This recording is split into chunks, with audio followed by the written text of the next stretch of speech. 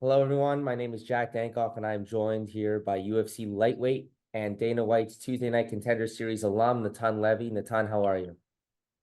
I'm doing good, thank you. Thank you for doing this. We know it's been a very difficult time for the people of Israel these last 2 months. Do you want to just tell the people a little bit about what your life has been like since October 7th? Um, it's been crazy. Uh, Obviously very sad, and just it wasn't an easy time for us these past 2 months. I was there when it started. I was there when it happened. But we're trying to put up a fight, whether it's online, fighting anti-Semitism, doing what we can to educate people on what's really going down, and of course the military and everyone who's working to get our hostages back. Yeah, for sure. We'll get back to Israel in a moment, but first, I'd like to talk about your fighting career. You're currently 2-1 in the UFC on a two-fight win streak. But you've had a couple of fight cancellations recently, a string of bad luck, if you will. You were supposed to fight Alex Reyes. Um, you were supposed to fight Pete Rodriguez, but he missed weight. How do you feel about that? It must be frustrating not being able to compete for a long layoff. It is frustrating, but now there's nothing I can really do about it. I'm ready to fight. I got cleared a couple weeks ago, so I'm just ready to fight. My agent is working on February, so this is where I think I'll be back. And shit happens, shit had happened, and obviously I can't control other people to be as professional as I am.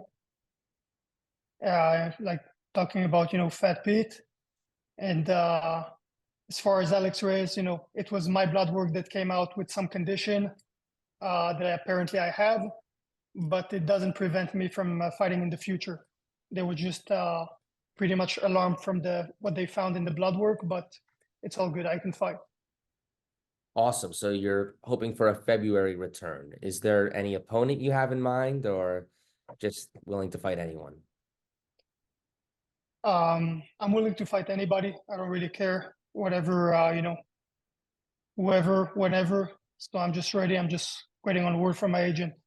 Your only professional loss comes to Rafa Garcia in a very close and, may I add, fun fight that was very entertaining. And since then, in your following appearances, it's very clear that you've improved drastically. Would you like revenge? Would you like a rematch? Is that something you'd call for, encourage in the future? I'd love to fight him again. I think I'm, all respect, he's a good fighter, but I'm a much better fighter. I think it was, many things that misaligned for me and aligned for him. Um, but no excuses. He beat me that day. I think I beat him when we rematch. Yeah, I think we'd all love to see it. Another, former opponent of yours, Mike Breeden, was cut by the UFC despite having a massive comeback KO. I just want to get your thoughts on that. I think Breeden's a really fun fighter. I think they should have maybe gave him one more shot. But obviously, when you go 1-3 in the UFC, it's not a good thing. But the only thing that I'm thinking is like, if he was 0-3, why'd you keep him under contract Yeah. if no matter what happens in the fight, he's gonna get cut, right? Maybe you let him fight out the contract, you let him make the money, you let him put on a show, give him the opportunity to win. But if you do go in there and win by knockout, maybe you get one more fight. If you lose that one, you're out. If you win that one, another chance, maybe you rebuild from there. Yeah, that's why I was kind of confused because, if you're going to cut someone when he's 0-3, that makes sense, but you give him one more opportunity and he shines, he gets a knockout finish, and then they cut him afterwards. I get he was losing the fight, but just a little odd if you ask me, and I want to get your take on that. As Yeah, for same take. yeah, as for weight classes, you're at lightweight, but you fought at featherweight before. Do you have any plans to go back down, or you're content with staying at 155? I like 155. I can make 145, but it is very difficult, but I can do that. I much rather focus more on the strategy and be in good shape and train hard and just be worried about the weight all the time. That's what it was like at 145. And I gained a few pounds since. I built some more muscle, so it would be probably even harder, but I believe still doable. If there's a big opportunity at 145, I would take it.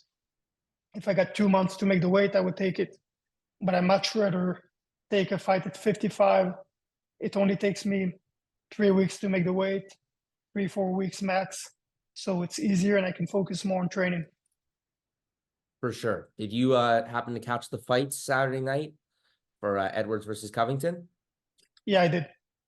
What did you make of Tony Ferguson versus Paddy Pimblett? That's a massive fight in your weight class. Um, I don't know what there's to make of it. Tony is a legend, but he should, in my opinion, retire. He should have retired a few fights ago. Probably making good money for every fight, but if he's good and if you're already all set, then maybe give it up. Right. And And not as a give up, like it's time to quit. Like you already done it all. You got nothing to prove. It's not about giving up. It's about like just moving forward, actually. yeah, that's well put. How about Paddy Pimblett? That's a potential opponent for you. What do you make of that matchup? You know, I like it. I would like to fight him soon. Um, the dude is tough. I think he's underrated. I think people like to give him shit because of all the talk. He does have some massive holes in his game, but he's a good fighter, good grappler, very physical, very strong, good striking, good offense, shit defense, but he's got a good chin. So it works out for him. Yeah, I think I speak for everyone when I say I'd really like to see that matchup. I think it'd be a great fight, a fun fight, and just an absolute barn burner. The UFC has recently decided to explore different countries around the world, specifically the Middle East. They've been to Abu Dhabi quite an amount of times, and now they're going to Saudi Arabia in March. Do you think they'll ever go to Israel? Because we've seen other promotions do it, such as Bellator, which is, of course, now owned by PFL, but still a major organization. Do you think Dana has any interest in going to Israel? I think they will. The question is when. So I don't know what's the minimum size stadium that they want. We do have some big stadiums, but not as big as the US ones. And they would need maybe a couple more fighters on the roster. And there is a lot of fans, but they would need more fans and fans being more educated and more willing to pay the price to go to a UFC event. I think if they do it now, it could be successful, but if they do it in a couple years, um, then it would be, you know, way more. When Eli's in the UFC, when Shimon Smotritsky is in the UFC, also be in the UFC, Yanal is in the UFC. We have some female fighters as well, some more male fighters. If we'll have 5, 6 guys on the roster, that's going to be insane. Yeah, I agree. I think if they went there now, I've been to Israel a couple of times. There is a fan base there. I mean, do you get recognized on the street often? How is that, walking on the streets of Israel Yeah, all the time. all the time? Yeah. And just imagine if they had a whole roster filled with Israeli fighters, the way the Israeli people Exactly. and the athletes, it would be remarkable. And we've seen a lot of Israeli fighters fight for other promotions. We've seen Bellator, like I said, host events in Israel, and it's seen massive success. And excuse me, the UFC go to smaller venues. They've been to Moncton, New Brunswick. I'm sure Israel has a stadium that could hold people than whichever one that did. So I think capacity wise, maybe not a pay-per-view, but a fight night, Yeah. I think it's inevitable. Michel Pereira, a UFC middleweight from Brazil, recently represented the Israeli flag. What did you make of that? Awesome. What a match. So awesome. Uh, you know, love the guy. What a good guy. What an awesome statement.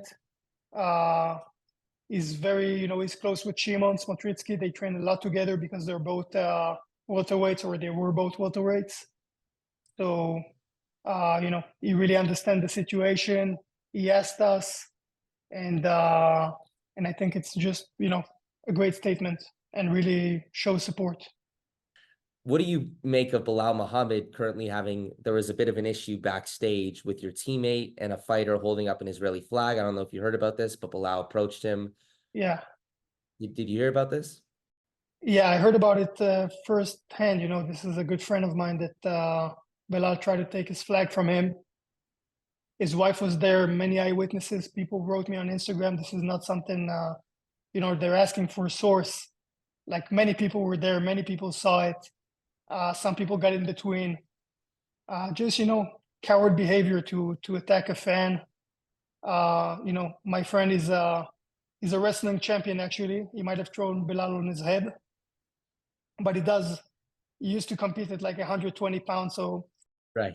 to, you know, come at a man like this size, being a pro fighter, fighting at 170, walking around at over 200 pounds, like have some balls, man. Have some guts. You're a coward. Bilal got in a bit of a Twitter exchange with Sean Strickland, a man you know. What did you make of that? Because Strickland's really stood up for the Israeli Yeah, cause. let me tell you something about Strickland. First of all, he's a, you know, really good guy and a really smart guy. He's got his issues, but he is very smart and educated on a lot of subjects. And it's not like he's supporting Israel because I'm his friend and he wants to support me. That's just what he believes. You know, he's just 100% truth, no filter. He's educated. This is what he knows. This is what he believes. And Bilal can't take it. And you know, he's brave enough to attack a fan at Coffee Bean, but when he sees Sean Strickland at the PI, he shits himself. So that'll tell you about his character. Have you faced any serious or any incidents of all of anti-Semitism from other fighters or promoters or managers, anything? Um, you know, get some dirty looks at the Performance Institute, but I don't give a shit. If anybody wants to do anything, I'm right here. If they, you know, they want to check my passport like they did to the tourists in Dagestan, come check my passport, come do something about it. I'm right here. Yeah, well said. Well, do you have a final message for your fans and the people of Israel? Um, just stay tuned. I'm gonna be fighting very soon. Bringing, you know, bringing like the heat, bringing a good fight for you guys. I've been waiting for it for a long time. And that's it. Thank you for the support.